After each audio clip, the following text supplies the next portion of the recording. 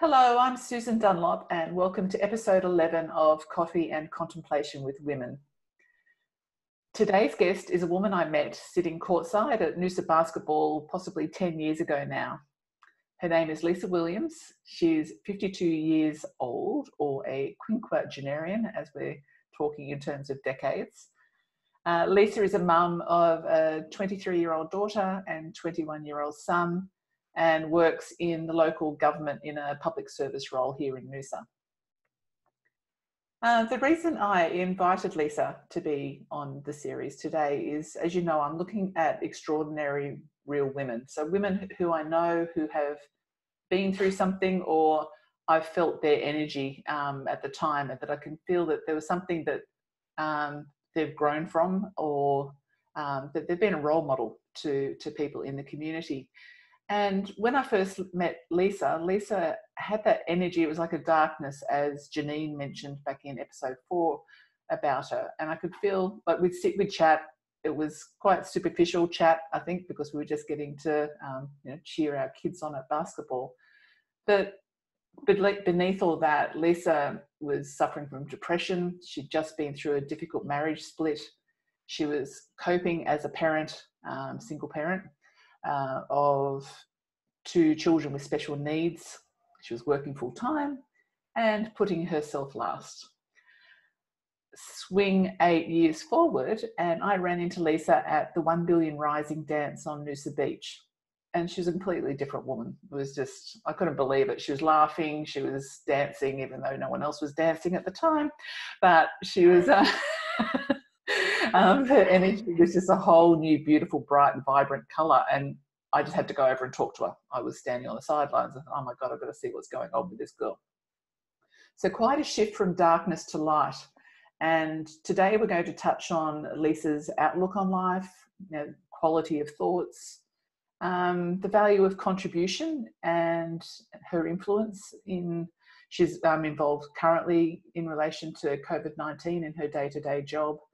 And we'll just talk about what's nourishing in her life right now, apart from a glass of wine, because it's probably too early in the day for that. Do you think, Lisa? Welcome, Lisa. Thank you very much. Thanks for your kind words, Sue, and the invitation to join you. Look, it might be too early for wine. Gin, on the other hand, there's no time frame. Just saying. That's true. Okay, I know, because it could be 4 o'clock in any part of the world right now, couldn't it, really? Absolutely. So yeah, Lisa, obviously I've just read out your background.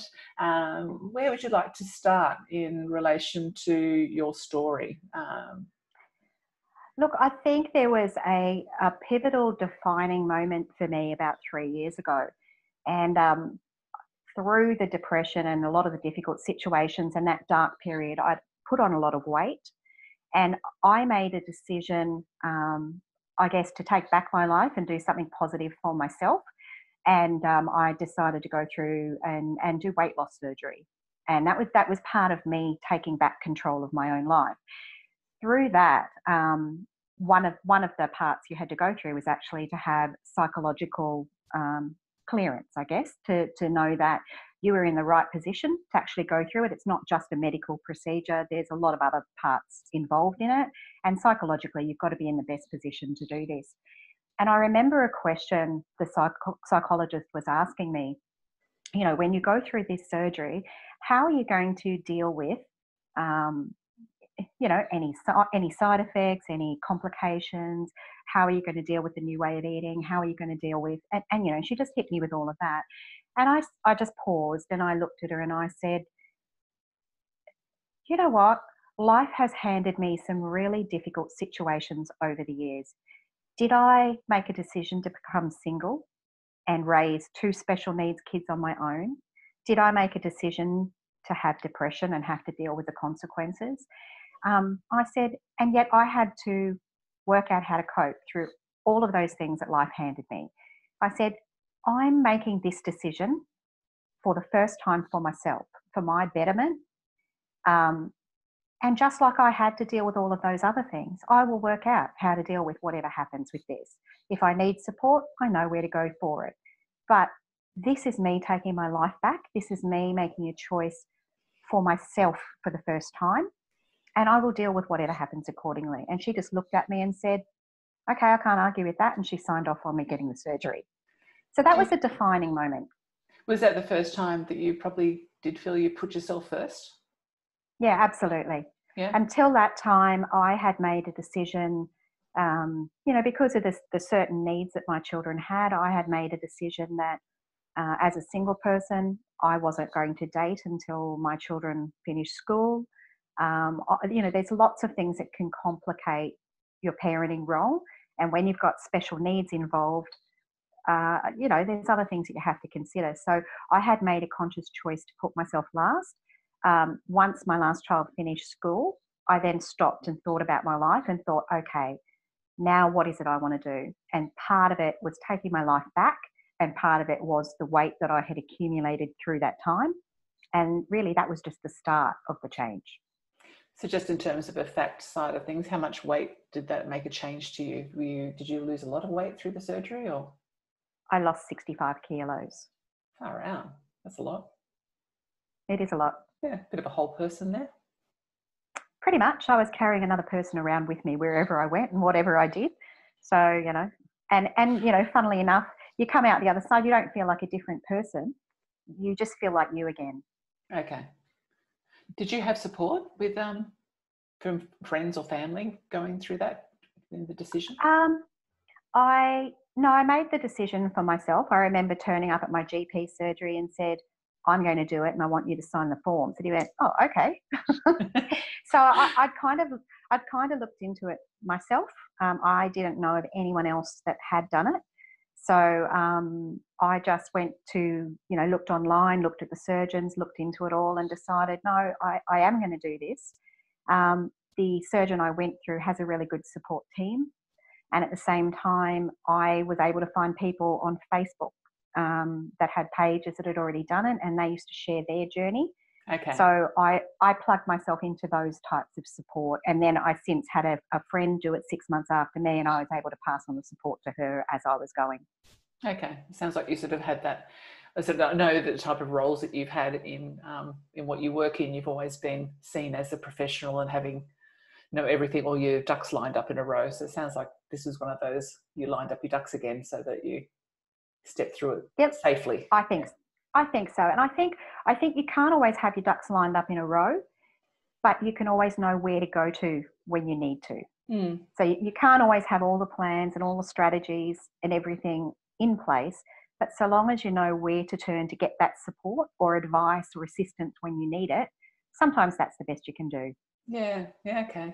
That's pretty amazing. So you must, your life has changed since you've done that and you've made the decision? Dramatically. Yeah. So, last year, I think back to what life was like before that. And then I think back to an occasion last year when a couple of my cousins said, come jet skiing to the Whitsundays with us, Lisa. We'll have a great time. They tried to kill me, I swear. So when they say come jet skiing, they don't mean sit on the back of a jet ski and go for a lovely gentle ride. No. 8 hours long. What's it? I'm trying to think. 3 metre swells, 30 knot winds and raining. And we were standing up for that whole time until you literally couldn't stand up anymore. This is my first time, mind you, and we're out the back of Hamilton Island in the open ocean. Oh. If I had have come off, there was no way of getting back on in that swell, I tell you.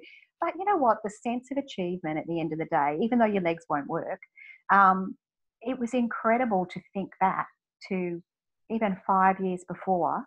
I could not have even contemplated that. No. And yet that day had such a sense of self-satisfaction in that I did it and I survived it, and it was incredible. So yeah, life has changed a lot. Yeah, and are you continuing to do, obviously COVID-19 is a wee bit in the way at the moment, but are you continuing to plan doing some of that type of new you adventures? I do.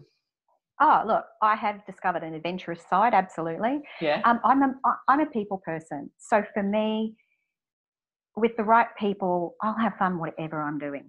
So it could be on the back of a jet ski. It could be climbing a mountain. It could be sitting around a campfire with a group of friends, laughing our heads off and having a couple of drinks. And, for me, I'll give pretty much anything a go now. And it's more about the people I'm doing it with and having that social fun at the same time. So what's the most important thing to you, Lisa?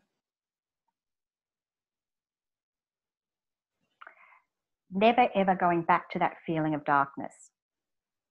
Okay. So that darkness is all encompassing, and that can be that incredible stress that you feel 24/7. It can be the negativity and the negative thought patterns. It can be not wanting to leave the house and just stay on the couch because life is just too hard sometimes. So everything I do now, I kind of check in with myself from time to time. How am I feeling? Is this thing I'm pursuing or this thing I'm doing, what feeling does it give me? And if it gives me that feeling of peace, happiness, enjoyment, contentment, then they're the things I pursue. If, on the other hand, I'm starting to feel any of that old stress or negativity or anything rise, I stop and I go, well, hang on a minute. I remember these feelings and I didn't like them. And so then I make changes. Do you do any particular, say, spiritual practices or anything? Do you meditate? Do you get out in nature? What do you do that helps you? Look, I don't as such. I actually come from quite a big church background. Through my teen years and early adulthood, that was a really big part of my life. I think these days it's changed and it's just an appreciation of life. So sometimes it can be as simple as connecting with nature, connecting with something else and going and sitting by the river or the ocean or near a lake, or, you're feeling overwhelmed, walk outside and just look at the trees, look at nature. And sometimes just grounding yourself with something like that is what's needed. Yeah. I think when I first spoke to you about doing this the other week, you were saying that you'd actually just been doing, as part of your role, some education on helping people cope with COVID-19. Can you tell me a bit about that? Yeah, look, I've got a really good employer, and they have a really good psychologist who does a lot of the training for them, and they were doing with coping with COVID-related anxiety. So part of it was because in our role we have everybody come to us from people who've lost their jobs, businesses that are not going to survive, people in fear, frustration, anger, absolute incredible distress, and we're trying to deal with the emotion that's coming at us, and also trying to help support them, give them the information they need. If it's all too hard, then we'll access the relevant areas of government to give them that support. So, but at the same time, we have to have self-care strategies in place for ourselves, and we have to be aware that this is a pressure cooker environment at the moment that's totally unprecedented, and people don't realise that. All they can see is the fear or how they're feeling, the confusion, the absolute distress at losing everything that they've worked for all their lives. And so it's understanding and being kind to others, but also being kind to yourself, and taking the breather that you need and putting some self-care strategies in place for when things get overwhelming. And it's a case of knowing what works for you. And it could be, making sure you get outdoors, have some exercise, eat well, drink water, things that when we're under a lot of stress, sometimes those things fall by the wayside. But it's also in understanding in others that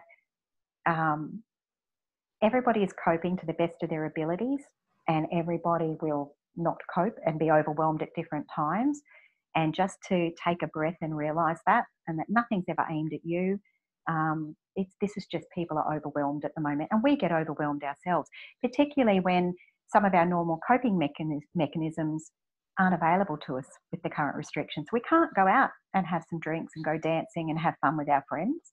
So then you have to find new ways of doing that. And maybe it's a case of you go walking around the Botanic Gardens, or you go down to the river and go for a walk along the river, or catch up with a friend and get them on FaceTime. Saturday night I was with one friend and we had FaceTimed another friend. Well, the three of us had drinks and we're dancing around in separate houses together. And it was actually a fun night. So it's just realizing you still have to have fun, you still have to have those things in place, and you have to look after yourself. Because we don't know how long it's going to last for. So, and I think that's probably part of that pressure cooker thing too, people having that, there's no control. Yeah. You know, that's at the There heart. is no control. And while there's no vaccination, the virus exists. We can't go back to normal. No. Not yet. No. We can definitely release some of the restrictions and allow people some more flexibility. But yeah, we still have to be aware it's there. Yeah. It's crazy, isn't it? Do you feel it yourself in your own life, that this loss of personal control of your life because of what's going on? No, I don't feel a loss of personal control. I think probably because of everything I have dealt with in the past was probably loss of personal control in a lot of ways. I just think it's just one more thing to work out what is the current coping strategy to use. Yeah. And be aware we're all going to have meltdowns. It doesn't matter who we are and how together we are and, you know, and all the rest of it. It's a case of, okay, well, what am I going to have available for those times when I do feel like that? Well, I'm going to pick up the phone to the friend, or I'm going to go for a walk, or I'm going to get on a FaceTime or a Zoom meeting, or, you know, just find ways to work for you that might be a little different to what you used to do. Yeah, yeah. I think that's all we can do is just one day at a time, and you know. And check in with your friends, because you never know when they're going through a hard time with this as well, and your family members. Yeah, that's right. Yeah, different feelings for different days for all sorts of people. Hey, can we talk about your outlook on life and the quality of your thoughts? You know, so as I said, you've been through darkness to light.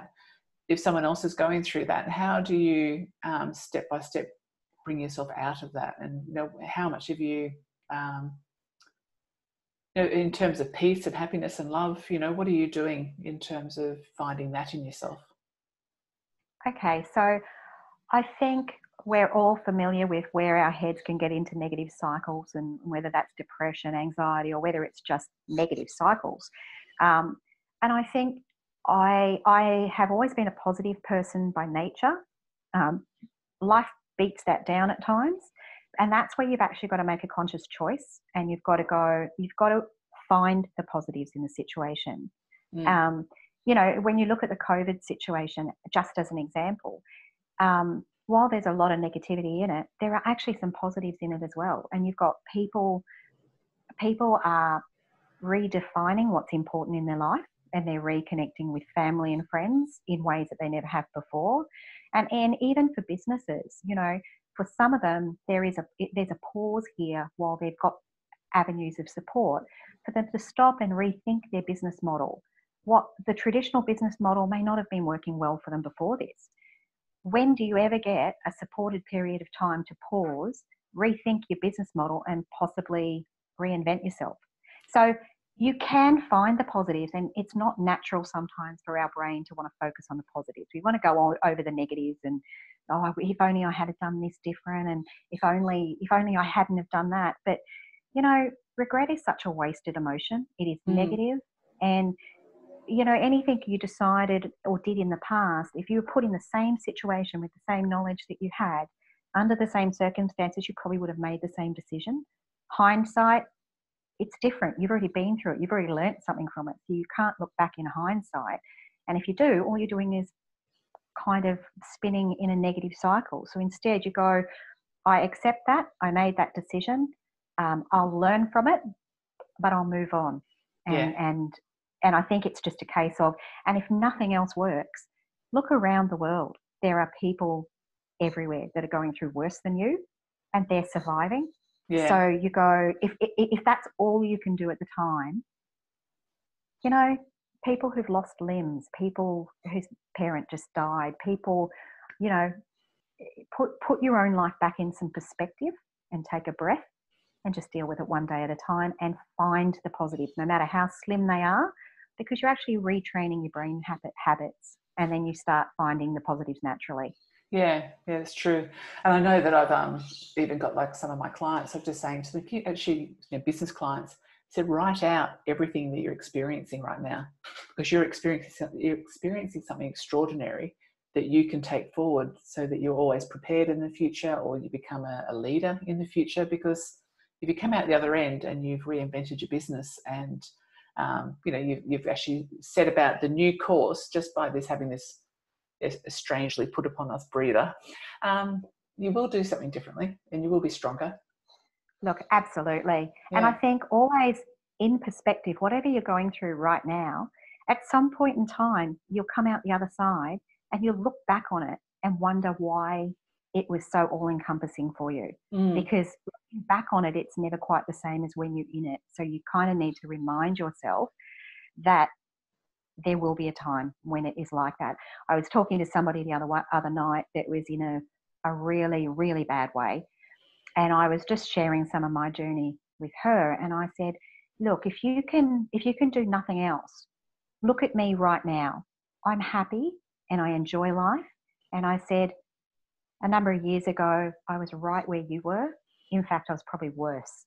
So if you can cling on to nothing else, cling on to the fact that I've been where you are, I've come out the other side, life is happy, life is good. And if you can't see it for yourself, find an example of somebody who that has happened for and cling on to that and let it give you hope that you also can get there. Yeah, beautiful. That's good. I like that.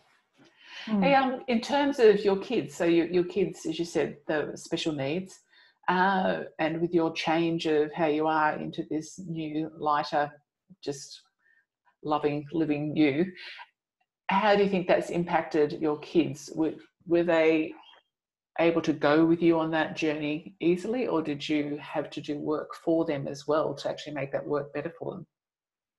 I actually think it was part of the parenting journey and the lessons I learned that helped me. There was a lot of lessons I had to learn with having special needs children. I mean, first of all, the rule book in parenting, just throw it straight out the window. Every child is different, every parent is different, and every situation is different. Without going into some of the extremely dark moments and difficulties that I faced, one of the things that I had to learn early on was that there comes a time with your children where you have to face the fact you can't control what they do. And sometimes the expectations we have on them or the things we want them to do is nothing more than our need to control. And you have to let go, and you have to get to that realization that they're getting to that stage where they have to make decisions for themselves, be it right or be it wrong. And you have to somewhat detach from that, because the end goal with your kids is you can't control every little decision they make or action that they do. What you can control is keeping an open relation with them into the future. So sometimes you have to take that step back and let them be what they're going to be, who they're going to be, because at some point later in the future, they may need you more than what they need you right then. And if you somehow have disconnected or ruined your relationship with them, they then can't come to you at a point when they really might need you. Yeah, that's true. So true. And your ongoing relationship with them takes precedent over everything. In terms of schooling and career choices and all the rest of it, the reality is how many of us are doing what we set out to do when we first left school?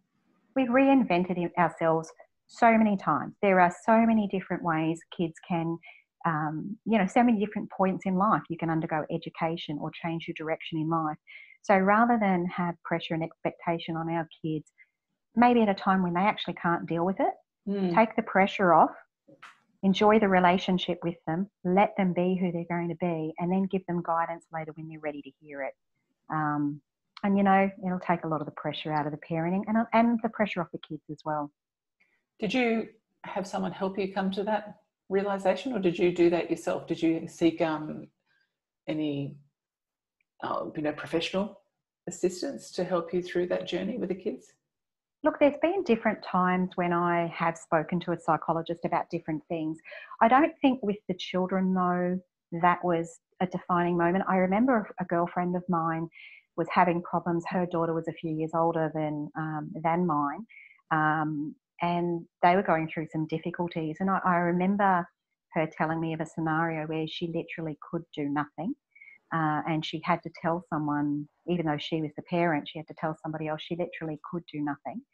And if there really was a problem, then really the only option was to call the police. And I remember, but her focal point in doing it was, I can't minutely control her, and if I try to do that, I'm going to wreck the relationship and there won't be one in the future. I just have to trust that at some point in time this will all turn itself around.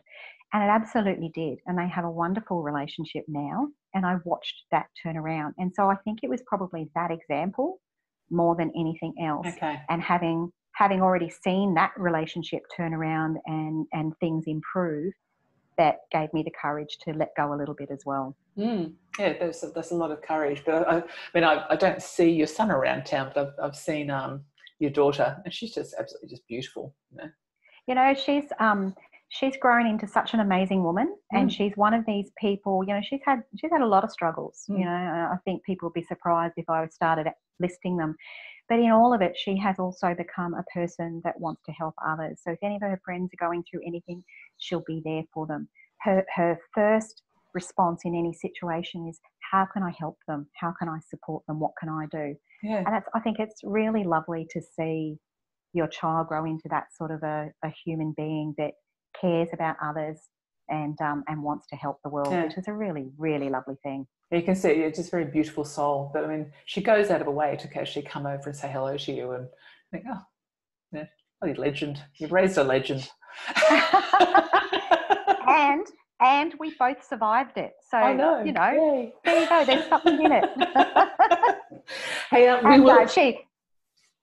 was just going to say, and you know, through all of that, she's currently living in another state, and not one day goes by where I don't get phone calls from her. Oh. So, you know, for anyone else going through things with their children, just breathe and know that these things change, and above everything else, work on keeping connection with your child. You don't know how many women in our age group would probably appreciate hearing that right now, because I do know so many women that struggle with all sorts of levels of, you know, that control or totally pulling back or, you know, trying to actually make it work. But there was, as you said, there's no rule book, and no. You know, and every child is different, and if they don't clean that room, you know, really that's your need right there. Is that really so important? If it's a constant point of anxiety and stress and it's ruining your relationship, is it really that important at that particular point in time? Yeah, that's true. Very true.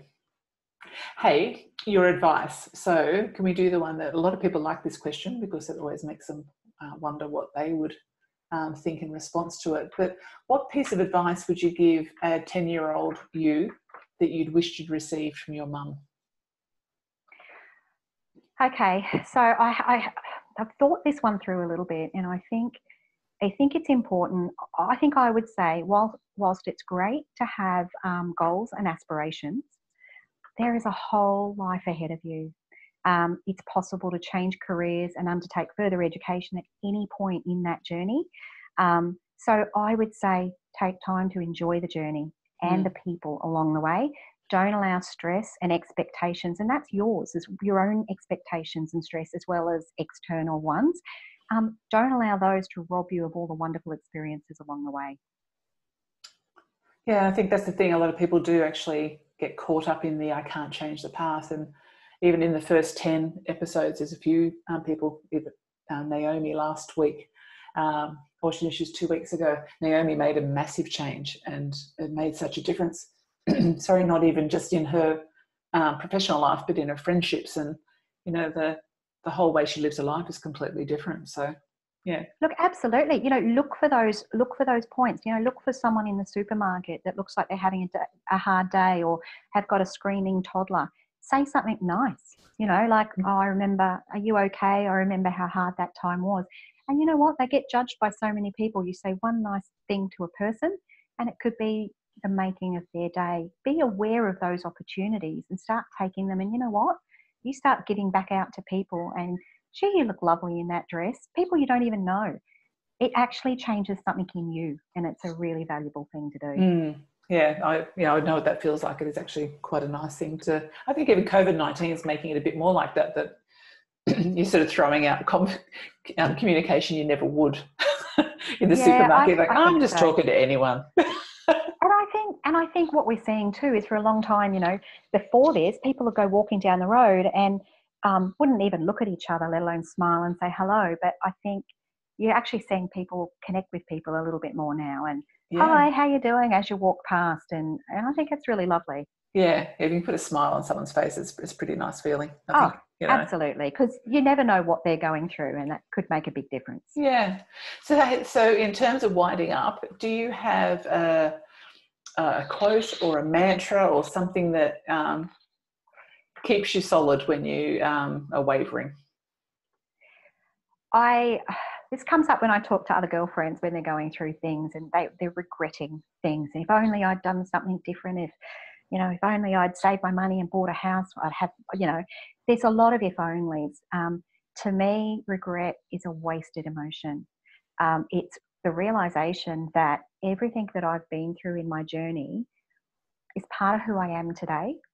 And I can't love and accept myself and regret all those things in the past, because they actually make up who I am today. So I have to come to terms with those and have to realize if I made a mistake, I made a mistake. I learnt from it, I move on. But don't keep going over the negativity and the things and the if onlys and the regrets. And honestly, it just keeps you all tied up. Instead, you've got to go, that was my journey. That was the decision I made at the time. I own that. I learn from that. But I can't regret it, because it is part and parcel of who I am today. And so if I'm going to love and accept myself, I have to accept that as well. Wise words. Love it. That's great. So, and I know you are a girl who hits a dance floor when you're allowed to again, if not in your lounge room by yourself. What is a favourite song which, if you had to hit the dance floor right this minute, what would you be dancing to? Well, that might depend on what I had been drinking and how much was consumed. But in general, one song that just gets to me every time I hear it is I Will Survive, Gloria Gaynor. I just think that one, the second you hear the start of that music, it's like, yep, there it is. And it's so true. There's nothing that happens you can't survive. You've just got to turn your head around and look at it the right way. And it just feels like a really good song to actually mention right now, because I think we all will survive. Whatever we're doing, we'll survive, we'll be reshaped, we'll be redesigned, we'll be aware, and I think maybe even a lot more conscious than we were. I think so, and I think we can all come out of it better people, better businesses. The planet gets a reset. All those areas that are closed off are regenerating themselves. I mean, really, we can find the positives and we can come out better. Yeah, I think the planet just went, really, guys, it's time to stop. Yeah, time out. Well, Lisa, thank you so much for speaking with me. I know I surprised you when I asked you to be the guest, but you're an extraordinary woman, and I think that message of no regrets is a very, very big one. And I think if people actually can just love what they've been through, even in the hard times and otherwise, it's that darkness to light, and it's coming up. Absolutely. You've just reiterated it again. And if you can't love it, start by at least accepting it. Start by at least going, that was the best decision I could make under the circumstances at the time.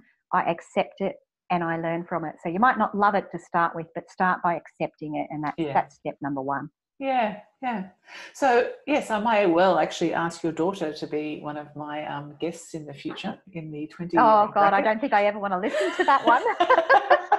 You might have to help me with what questions we ask her so that it's a very safe one for you, or you and I could just be having a glass of wine and chatting with her or something. But oh look, she'd be thrilled to be asked, and I have no doubt she'll be wanting to listen to this one as well. No, I think she has got a story to tell. I think so. I'll be on to her. Yeah. So and her story's very different from mine as well. So it's worth hearing. Yes, yeah. So she's a very strong girl. So So thank you, as I said, really appreciate it. And I think a lot of women will really appreciate your story today. So you take care.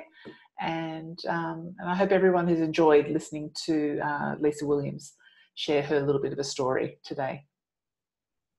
Thanks, Sue. Okay. Thanks, Lisa.